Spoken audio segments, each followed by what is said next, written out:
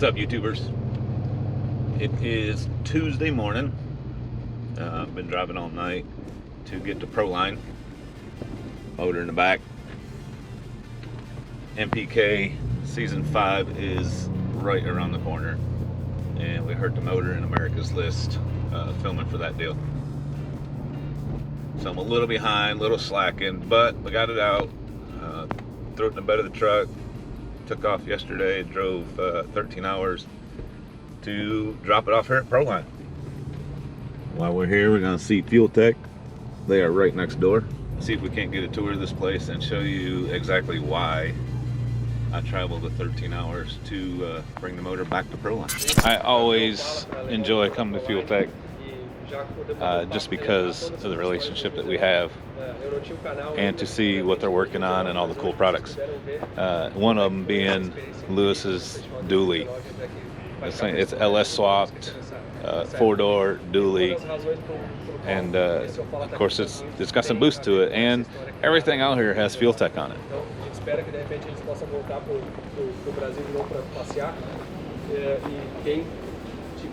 He's working on a throttle body now. It's always a quest for more power, but it's built 6-liter, Whipple on it. This thing is super cool. Does big donuts. The first C8 into the 8s. Twin turbo, FuelTech equipped. And we got Anderson's Ferrari.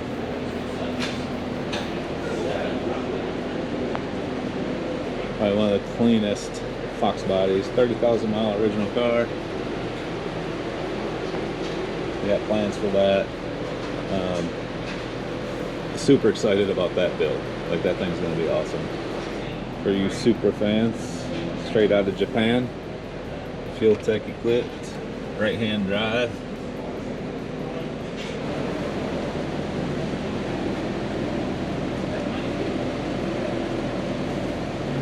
There's Opala's little brother.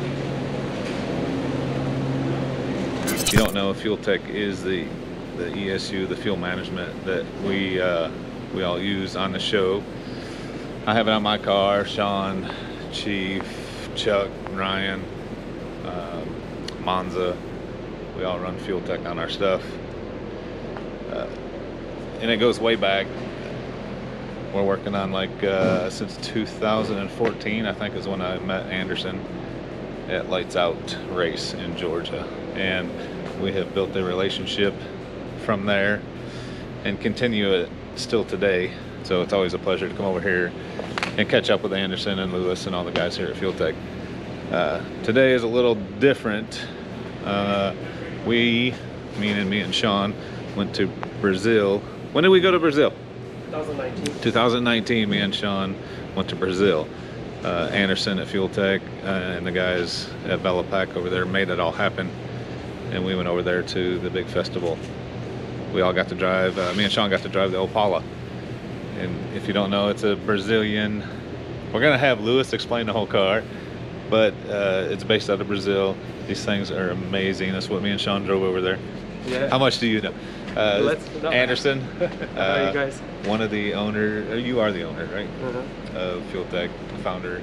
You still have the very first original one too, don't you? Oh yeah. We've seen it over when we was in Brazil, and that thing, compare that one to today. It's like 100 years. Yeah. In a short time, it has advanced that far. Lewis, step in here, buddy. We're talking to my YouTube peoples. Okay, hey, YouTube peoples. We're talking about the Opala. And we're hoping that you could go over the car. Well, it's a badass car.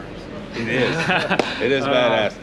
It's a weird car, let me say, because back in Brazil, right? As you guys know, we don't have large development centers for vehicles, right? It's pretty much something that we adapt to that situation, right? So this car, some of the knowledge of the car, some of the story about the car, how it came and the name and stuff, I'm gonna tell you, I'm not even sure if it's 100% concrete, the knowledge that we have it. So what we do know is this: the foundation of the vehicle is from Europe, from Opel, right? So there is a whole family, the Opel record. It's this vehicle pretty much with a slightly different rear and front end, like a facelift deal, right? And they use like the trustworthy, let me say, the drivetrain, powertrain back in the day, the inline 6 and inline 4. Remember the Iron Duke? Yes. The 4-cylinder Iron Duke? Yep. They sold this car either with the Iron Duke 4 cylinders, 2.5 liter, or the inline 6. So inline 4, inline 6. I think it was released back in Brazil like in 69, something like that, 69, 70. And it went all the way to 92, right? That's the lifespan. Really? And it was just pretty much like facelifts. Like the chassis is pretty much the same, the internal room is the same, you know, like all the area that you have is the same. It's just like graphics here, the design here and there. And the motor kept the same all the way through the years. Was never EFI. Was a carbureted to the last day. And I remember the last version had like 130 horses. Can you imagine that? It's the same, pretty much the same thing. And now these things make 2,000. Yeah. Those badass ones that you see back in Brazil racing, 2,000 plus. They go like 7 seconds on the quarter mile. Yeah. It's still heavy and H pattern shifting. You know. I drove the one with H pattern. Yeah. Sean drove the Pro Mod. Yeah, he was Liberty. it was a Liberty, like back and forth, back and forth. Oh, girly shifter. Fun times, huh? It was a blast. Yeah, fun times. So let's show you some of the details of this car in particular. So this like we mentioned, the 74 model, they all changed from 69 to 70, 70. Yeah, pretty much every year they have small details. And on 75, they have a major change where they have like round tail lights and they change the front end. And one major change, they changed the hood. It opens backwards. 75 and above opens backwards. So actually, you know, like up to 74, they hold the value way better because of that. And of course it has FuelTech. In this particular car, we try to keep as the stock interior like, and really be something brings memories and brings like how the car were like in the 70s. This is something really cool, right? I love that kind of car that does that. The When you roll don't down. have, when you don't have that. So the old Chevy 250 engine, that's similar to, I mean, the same engine came in the C10s and those Bill cars. Straight 6, everyone cussed and swore about. And nobody really cares about those engines here in the US. But then in Brazil, that was the most powerful platform. That was the big block for us. Yeah. Right. That's our big block. Really? So it's You know, most of the cars had like a 1 liter, 1.5 liter, 1.6 liter. This came 4.1 liter. Like, wow, That was it, that's a wasn't it? big block. And If you actually look at this motor, like open up in the parts, it really looks like one side of a small block Chevy, right? That you have 6 cylinders. That's what it looks like. Like if you know the Iron Duke, like you're gonna know it's pretty similar there. Architecture is really similar. What made you bring this over here, Anderson? Just to you guys actually really share. I mean, the passion from Brazil is something we, like you guys know, we are very proud about being in US, and we thought it would be cool to bring a car that is actually our most loved car for. like a Brazilian symbol. Absolutely, yeah. Yes. And there's we also have in Brazil it's like in US you have Ford and Chevy. In Brazil you have Volkswagen and Chevy, but the Volkswagens are the 4-cylinder. You saw hundreds of them on the race. So many. And then the Opala. So it's pretty much those are the two passions. I'm still bringing a Volkswagen as well because we all love both them. We want to bring them to show here. Just bring some more of this. But this is definitely the symbol from the era in Brazil. And honestly, even the Brazilian people, they're so proud of having a car like this in US. And the history connected with you guys, it's something so important for everybody. So when you see this on Street Outlaws, and I'm going to be driving it to Sonic to get me a drink or something, it'll all make sense then. Yeah. Like this is like a miniature Nova. Yeah, it's a mini Nova.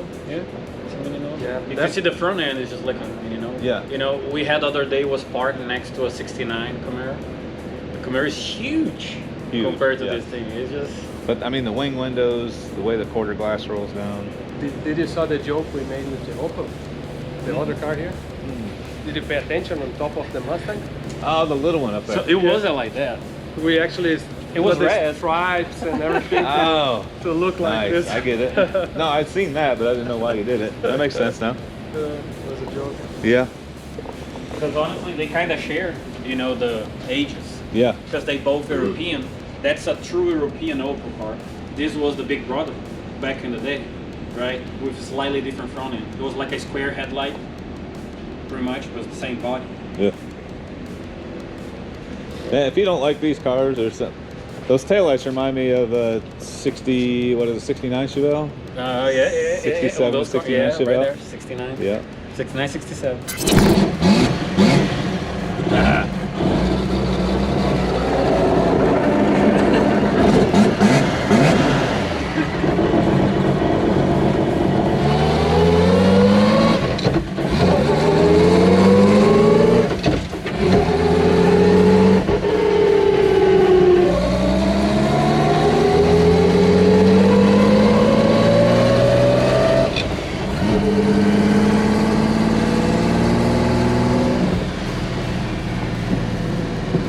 Yeah, it's freaking awesome. Blowing flames out.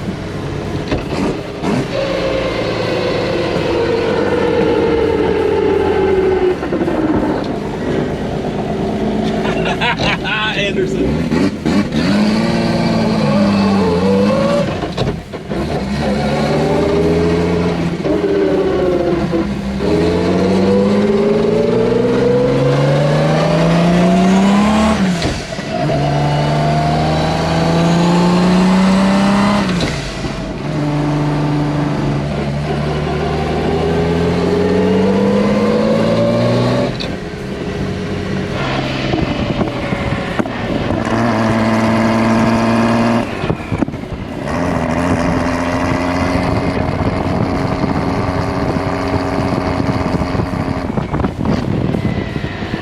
We're out here at FuelTech.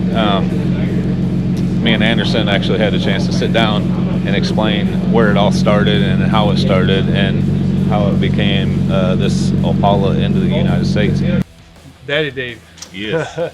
So it's a very pleasure to be having this conversation with you in front of this Opala. The legendary Chevrolet Opala. Yeah.